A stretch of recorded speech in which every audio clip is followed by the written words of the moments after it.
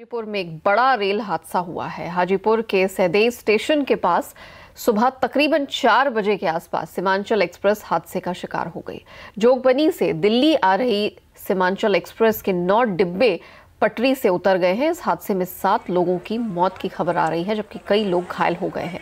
वहीं अब भी कई लोगों के फंसे होने की आशंका है। हादसे की जानकारी मिलने के बाद रेलवे के अधिकारी मौके पर पहुंच गए हैं।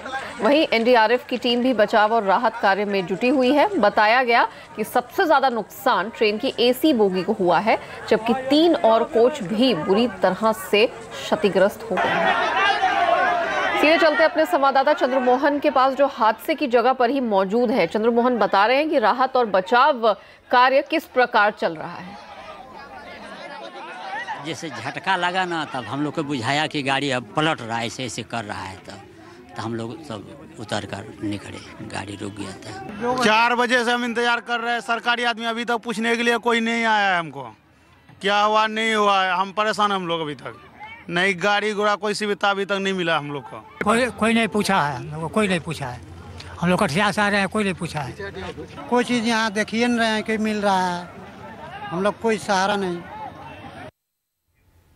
और हादसे के बाद रेलवे ने हेल्पलाइन नंबर्स जारी किए हैं। सोनपुर में 06158221645, हाजीपुर के लिए 062242722330, बरौनी का हेल्पलाइन नंबर है 0627923222। वहीं समस्तीपुर का हेल्पलाइन नंबर 06274224061। पटना के लिए भी कई हेल्पलाइन नंबर दिए गए हैं, 06122202290, 06122202291, 06122202292 और 06122213234। रेल मंत्री पीयूष गोयल ने ट्विटर पर रेल हादसे पर कहा कि जोगबनी से आनंद विहार जाने वाली सीमांचल एक्सप्रेस के 9 डिब्बे सहदेई बुजुर्ग स्टेशन के पास पटरी से उतर गए। राहत और बचाव का कार्य जारी है।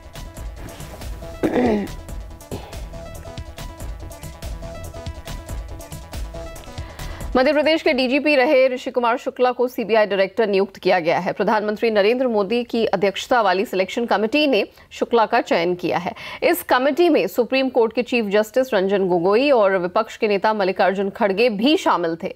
खड़गे की आपत्ति के बावजूद कमेटी ने 2-1 से शुक्ला को डायरेक्टर बनाने का फैसला किया है।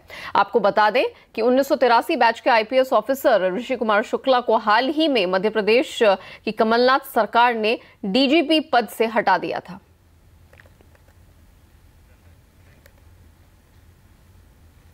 और इधर कांग्रेस नेता पृथ्वीराज चव्हाण ने फिर बीजेपी पर सरकारी संस्थानों को कमजोर करने का आरोप लगाया है। उनका साउंड बाइट लेकर आएंगे, लेकिन अब सीधे रुख करते हैं बजट से जुड़ी खबरों का।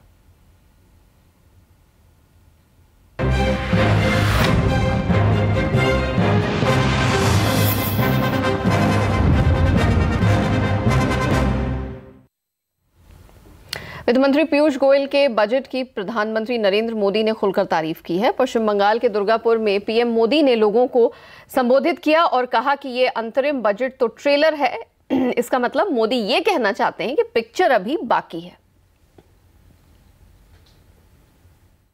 इस बजट में ऐतिहासिक कदम उठाते हुए 5 लाख रुपए तक की आय पाने वालों को टैक्स के दायरे से बाहर कर दिया गया है। और मैंने कल भी कहा था, आज फिर कह रहा हूं, अभी तो ये ट्रेलर है। कल एक ऐतिहासिक कदम उठाया गया है। देश के इतिहास में पहली बार किसानों और कामगारों के लिए बहुत बड़ी योजनाओं का ऐलान किया गया है। कल बजट में जिन योजनाओं की घोषणा की गई है, उनसे देश के 12 करोड़ से ज्यादा छोटे किसान परिवारों को, 30-40 करोड़ श्रमिकों को, मेरे मजदूर भाई बहनों को और 3 करोड़ से ज्यादा मध्यम वर्ग के परिवारों को सीधा लाभ मिलना